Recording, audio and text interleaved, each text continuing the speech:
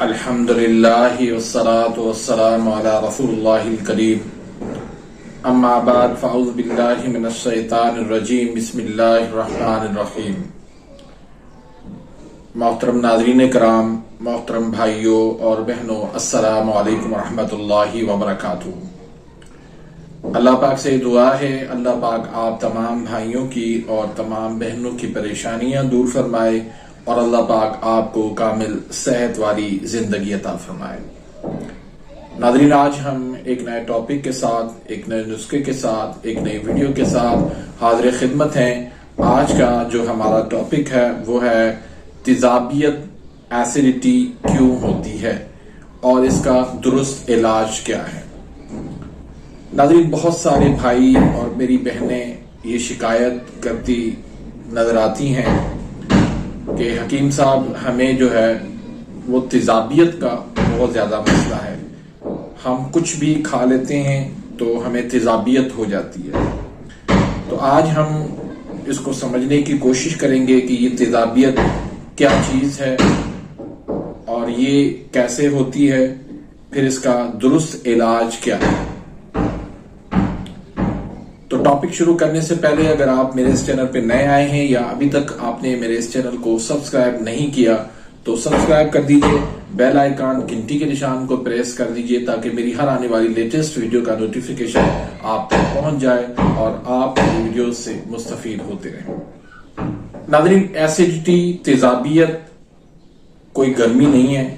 اکثر لوگ اس کو گرمی کا مسئلہ سمجھتے ہیں کہ جس کو بھی معدے کے اندر تیزابیت ہو رہی ہوتی ہے، جلن ہو رہی ہوتی ہے، تو وہ سمجھ رہا ہوتا ہے کہ میرے اندر گرمی ہے، اور پھر وہ گرمی سمجھ کے اس کو ٹھنڈی چیزیں وہ استعمال کرتا ہے، تو پھر اس سے معاملہ اس کا مزید بگڑتا جاتا ہے، معدہ اس کا دن بہ دن کمزور ہوتا جاتا ہے۔ تو تیزابیت دراصل تب ہوتی ہے جب آپ کا معدہ کمزور ہو جاتا ہے۔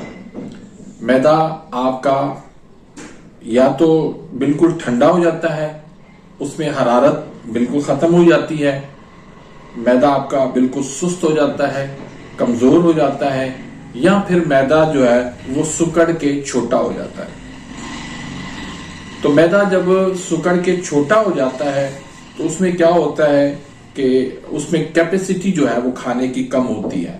مثلا اس میں کیپیسٹی آدھی روٹی کی ہے تو آپ جب ایک روٹی کھائیں گے تو وہ کھانا آپ کا ہضم نہیں ہوگا۔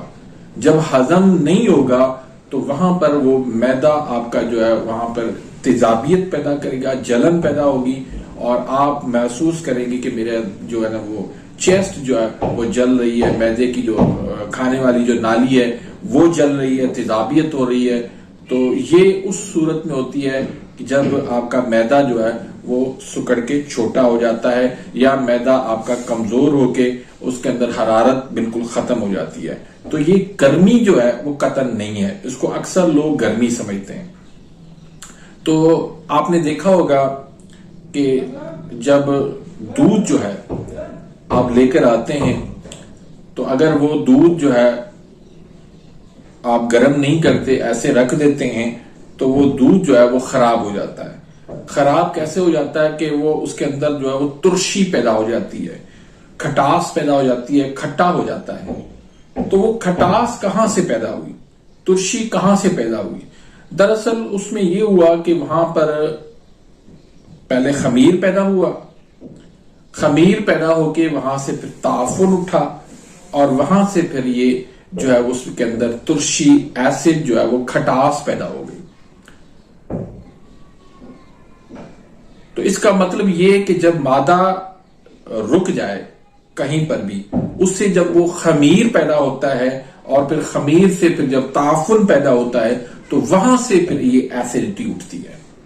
تو معدہ بھی ہمارا اسی طرح سے کام کرتا ہے، اسی طرح سے اس کے اندر جو ہے وہ تیزابیت ہوتی ہے کہ جب کھانا وہاں پر ہضم نہ ہو رہا ہو، وہاں پر پڑا رہے، اور اس میں سے جب خمیر اور تعفن اٹھتا ہے تو پھر جو ہے وہ تیزابیت، پھر وہ جلن جو ہے وہ پیدا ہونا شروع ہو جاتی ہے۔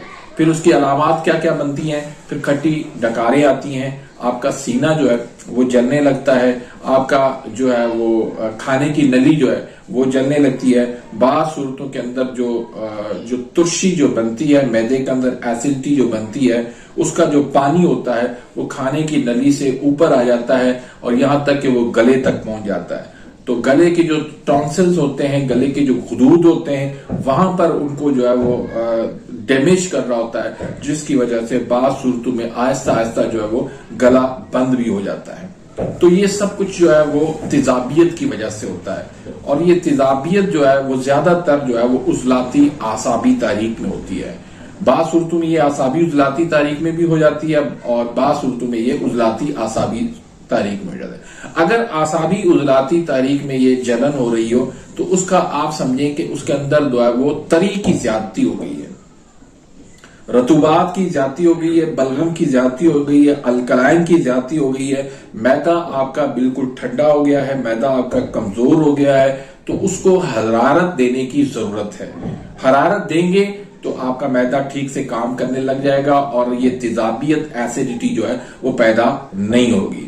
دوسری صورت یہ ہوتی ہے کہ جب خشکی سردی جسم میں زیادہ ہو جائے، تیزابیت زیادہ ہو جائے، سودا کی زیادتی ہو جائے، تو وہاں پر پھر یہ کہ میدا جو ہے وہ آپ کا سکڑ کے چھوٹا ہو جاتا ہے، تنگی آ جاتی ہے، کیونکہ یہ عضلاتی اعصابی تحریک جو ہے، خشکی سردی کی جو تحریک ہے، سیاہی کی جو تحریک ہے، سوداوی جو تحریک ہے، اس کے اندر سکیڑ ہوتا ہے، ہر چیز سکڑ کے چھوٹی ہو جاتی ہے۔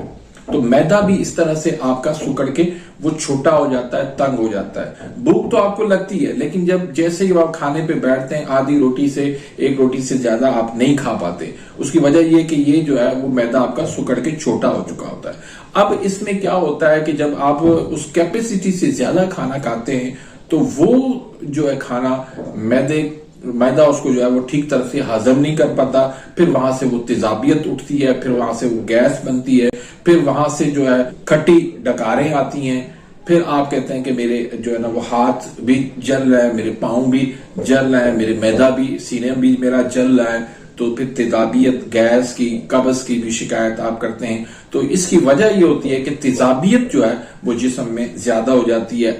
اب ایسڈ کی جو زیادتی ہو جاتی ہے تو ایسڈ کا جو علاج ہے، سائنس جو ہے وہ یہ کہتی ہے کہ ایسڈ کا علاج جو ہے وہ سالٹ سے ہوگا۔ جہاں سالٹ آ گیا وہاں ایسڈ غائب ہو جائے گا، پھر وہاں ایسڈ نہیں رہے گا۔ تو ہم بھی اسی طریقے سے علاج کرتے ہیں، یعنی ایسڈ کو ختم کرنے کے لیے ہم سالٹ کا استعمال کرتے ہیں۔ اور سالٹ کہاں پر ہے؟ سالٹ جو ہے وہ جگر کے اندر ہے۔ جگر جب حرکت میں آتا ہے، حرارت پیدا کرتا ہے، تو اس سے پھر وہ سالٹ پیدا ہوتا ہے، اس سے پھر نمکیات پیدا ہوتی ہے۔ تو ہم نے غذائیں اس میں جو استعمال کرنی ہے وہ اس میں ترشی تیزابیت والی جو بھی غذائیں، عضلاتی اعصابی اگر تحریک ہے اس میں ترشی تیزابیت والی جتنی بھی غذائیں ہیں، مثلا دہی ہے، لسی ہے، آلو ہے، مٹر ہے، گوبھی ہے، بینگن ہے، اچار ہے، پکوڑے ہیں اور چنے ہیں، تو اس طرح کی غذائیں جو ہے وہ آپ نے بالکل بند کر دینی ہے۔ اور غذائیں استعمال کون سی کرنی ہے آپ نے؟ اس میں کھجور، شہد، دیسی مرغی، آم، بکرے کی کلیجی، بکرے کا گوشت اور گندم کا دلیا نمکین والا، تو اس طرح کی آپ نے غذائیں استعمال کرنی ہے۔ کاوا جو ہے اس میں آپ نے سونف اور ادرک کا استعمال کرنا ہے، اور اس میں آپ نے جو نسخے استعمال کرنے ہیں وہ 2 نسخے استعمال کرنے ہیں۔ یہ جو نسخے میں آپ کو بتا رہا ہوں یہ عضلاتی اعصابی تحریک، جب خشکی سردی والی تحریک ہو، سیاہی کی تحریک ہو، تیزابیت جب اس میں زیادہ ہو، قبض جب ہو، تو اس صورت کے اندر یہ نسخے آپ استعمال کریں۔